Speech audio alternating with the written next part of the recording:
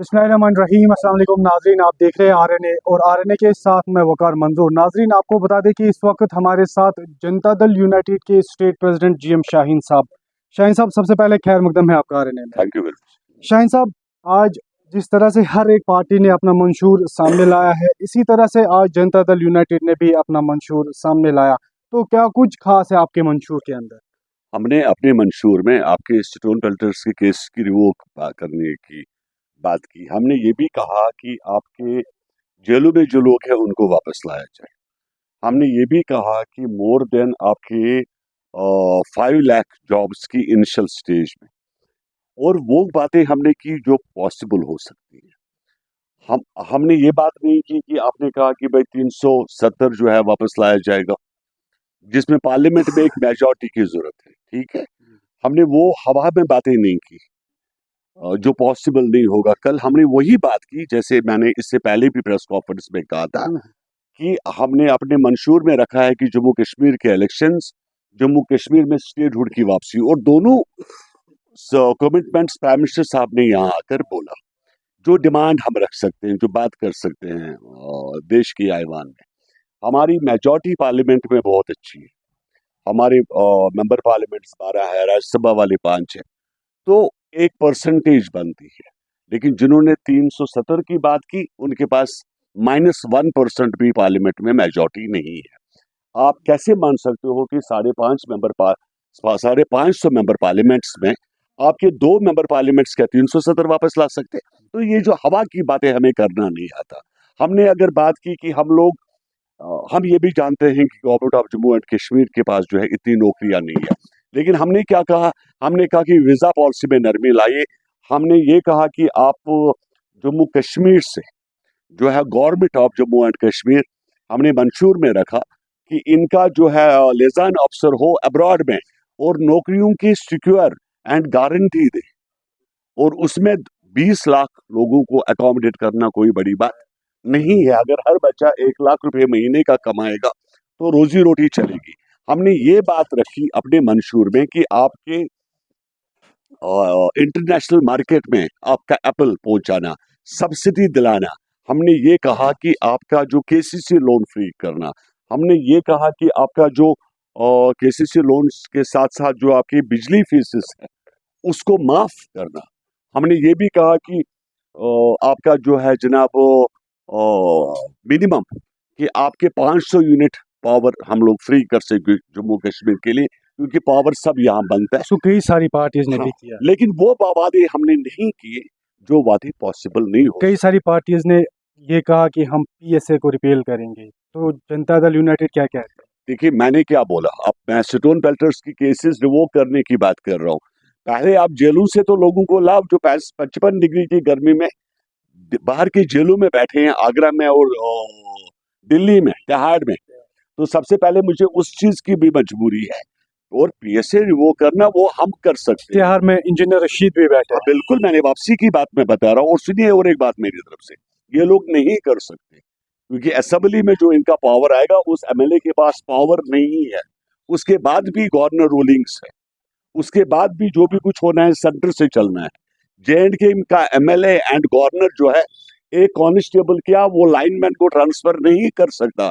मेरा ये वादा है कि वापस पावर लाऊंगा, वापस स्टेटहुड लाऊंगा, और वापस पावरफुल बनाऊंगा चीफ मिनिस्टर को, क्योंकि गवर्नमेंट अलायंस है गवर्नमेंट ऑफ इंडिया से। हम हवा की बातें नहीं क्या आप करते। वादा देते हैं लोगों को कि मेरा स्टेट प्रॉमिस, मैंने जो बातें की आपके साथ भी की होगी पहले, उसमें आधी बात भी मेरी गलत निकली हो, मैं पॉलिटिक्स छोड़ दूंगा।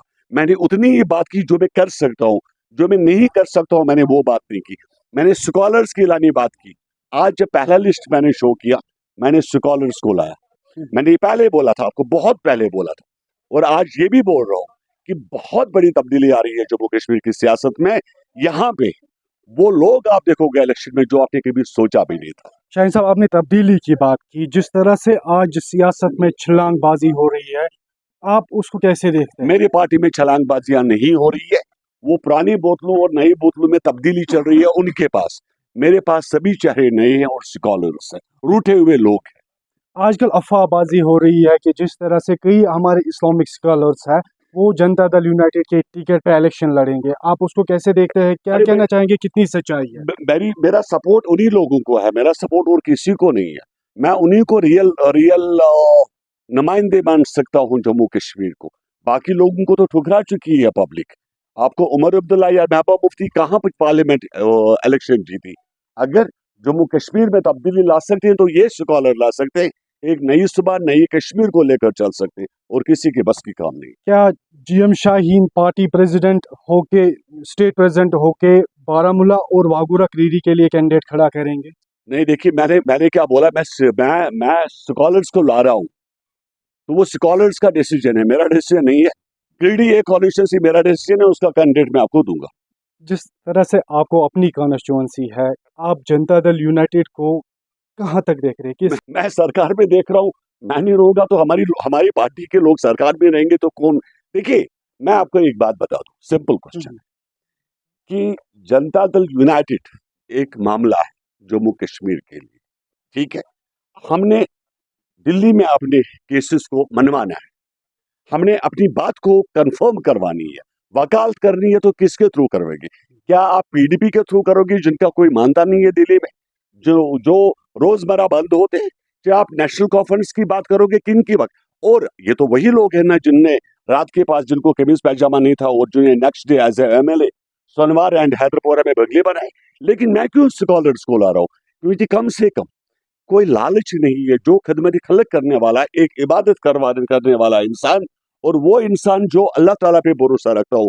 मेरी आज भी काफी स्कॉलर से बात हुई, उनको कुछ तकलीफें भी हो रही है। मैंने इनसे पूछा, मैंने कहा क्या पानी पिलाना गुनाह है?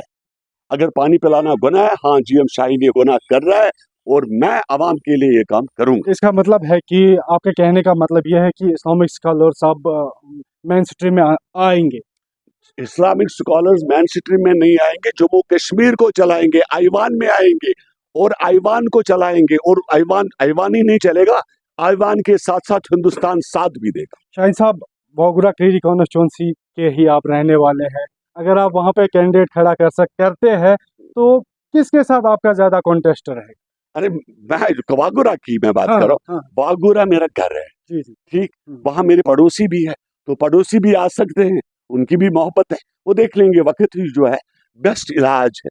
2019 एब्रोगेशन हुआ था, लोग बंद हो गए थे, नजर बंद हो गए, तो बुरा वक्त था। उसके बाद वक्त अच्छा आया, आज पीसफुल माहौल है, माहौल बड़ा अच्छा हुआ, इलेक्शन का माहौल आया। मैं चाहता हूं कि लोग आए, लोग जीते, नई बाहर, नया कश्मीर, नई नई आवाज बन के, लेकिन नया पावर लेके, विदाउट पावरलेस एमएलए नहीं। जो अभी बन रहा है आपका पावरलेस एमएलए है। जीएम शाहीन वादा करता है कि सेंटर से पूरा पावर दिला दूंगा, पूरा पावर दिला दूंगा और पावरफुल एमएलए बनाऊं।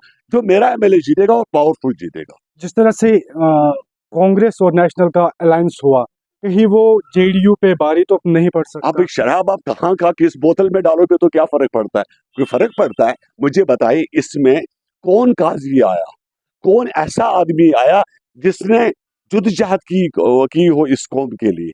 हाँ, अगर कोई आदमी कोई जेल में बंद है इस वक्त, अब उस बेचारे को भी रिलीज नहीं कर रहे, तो करते तो बेचारा करता कुछ न कुछ। हम तो यही बता रहे हैं कि भाई इसको भी रिलीज करें। और जिसने हमेशा माथा पीटा आवाम के लिए, जिसको मार भी पड़ी, जिसने मीन्स कि ऐसे भी काफी सारे लोग हैं, लेकिन जिन लोगों की आप बात करो, ये एक बोतल से निकलते हैं दूसरी बोतल में घुसते हैं, इससे कोई फर्क नहीं पड़ेगा। अब सुनिए मेरी बात, मेरा वादा है आप लोगों से, अरबों के हिसाब से पैसा लाऊंगा, अल्लाह की कसम मैं बता रहा हूँ। बजट तो कुछ भी नहीं है। अभी रिसेंटली, अभी क्योंकि अभी इलेक्शन कोड ऑफ कंडक्ट लगा हुआ है, मैं काफी सारी बातें नहीं बोल पा रहा हूँ आप लोगों के सामने, लेकिन नया इनकलाब, नया बाहर ला रहा हूँ। आप आवाम अगर मेरी एक कदम चलेगी, मैं 150 कदम चलूंगा। किस तरह का बाहर देखने को मिले? जम्मू कश्मीर बदल रहा है, जम्मू कश्मीर में नई फिजाएं आ रही शाहीन साहब, मेरा जिस तरह सबसे बड़ा इशू शाहीन साहब, यहाँ जिस की तरह बेरोजगारी है। सुनो सुनो सुनो, सबसे बड़ा इशू जो है मेरा यहाँ बेरोजगारी है। बेरोजगारी की वजह से यहाँ पर ड्रग्स है, और बेरोजगारी की जड़ को मैंने खत्म करनी है। ये वादा है मेरा कि बेरोजगारी नहीं रहेगी जम्मू कश्मीर के अंदर। शाहीन साहब मेरी बात सुनिए आप। शाहीन साहब, जिस तरह से बीजेपी ने भी कहा था कि 370 हटने के बाद बदलता कश्मीर नजर आएगा, क्या जेडीयू को लग रहा है कि कश्मीर बदल गया, या बदल रहा है, या बदलने वाला है? बीजेपी ने क्या किया मुझे उससे पता नहीं। जम्मू कश्मीर में मेरा कोई अलायंस, मेरा कोई रिश्ता बीजेपी से नहीं है। जनता दल यूनाइटेड जम्मू कश्मीर में इंडिपेंडेंट इलेक्शन लड़ रहा है। मैं ये बता रहा हूँ कि एक नई सुबह लेकर आ रहा हूँ, एक नई सुबह, नया अंदाज, और जम्मू कश्मीर बहुत आगे बढ़ेगा। मैंने 88, 86 का कश्मीर नहीं लाया तो मेरा नाम नहीं, इस्तीफा दूंगा पॉलिटिक्स से। बहुत बहुत शुक्रिया आपका बात करने के लिए। नाज़रीन, ये थे हमारे साथ जनता दल यूनाइटेड के स्टेट प्रेसिडेंट GM शाहीन साहब। लाला बने रहिए। आरएनए के साथ मैं वकार मंजूर, श्रीनगर।